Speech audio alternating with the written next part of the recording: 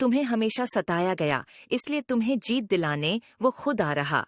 मेरे प्रिय बच्चे, आज तुम्हारा इस दिव्य संदेश तक पहुंचना यह प्रमाणित कर रहा है कि तुम्हारे भीतर पुण्य आत्मा का वास हो रहा है। यह प्रमाणित कर रहा है कि अब तुम्हारा समय बदलने वाला है। तुम्हारे जीवन में एक नया मोड़ आने वाला है। और आज मैं तुम्हें इसलिए यह अति आवश्यक संदेश देने आया हूँ, क्योंकि आज यदि तुम इसे नहीं जान पाओगे तो तुम बहुत जरूरी बातों से पूरी तरह से वंचित रह जाओगे। दिव्य मार्ग पर जाने से पूरी तरह से वंचित रह जाओगे। वह द्वार जो तुम्हारे लिए खुल रहा है, तुम उस पार जाने से वंचित रह जाओगे। इसलिए मेरे प्रिय बच्चे, अपने जीव को सुनिश्चित करने के लिए, यह अपनी दिव्यता को सुनिश्चित करने के लिए तुम्हें इस संदेश को पूर्णतः अंत तक सुनना है। चाहे परिस्थिति कैसी भी हो, तुम्हें किसी भी हाल में इसे बीच में छोड़कर जाने की भूल नहीं करनी है। इसे आत्मसात करना है, इसे अपने हृदय में स्थान देना है।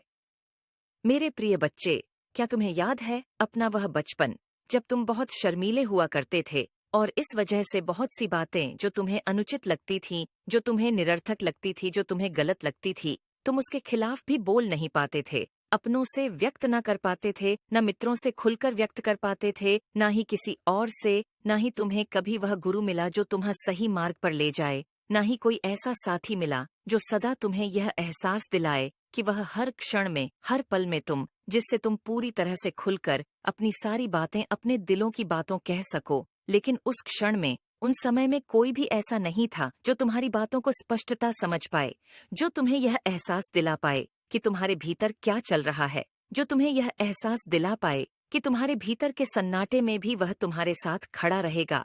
तुम अपने दर्द को बयान नहीं कर पाते थे। तुम चाहते तो थे कि तुम किसी से अपना दर्द बयां कर सको, लेकिन ऐसा कोई भी नहीं था जिससे तुम कुछ कह सको। तुम्हारे भीतर एक गुमनाम सन्नाटा छाया रहता था। तुम्हारे मन में भी वही सन्नाटा सदाएं छाया रहता था, और इस सन्नाटे के बावजूद भी तुम्हारा अंतर मन को राहत से भरा हुआ था।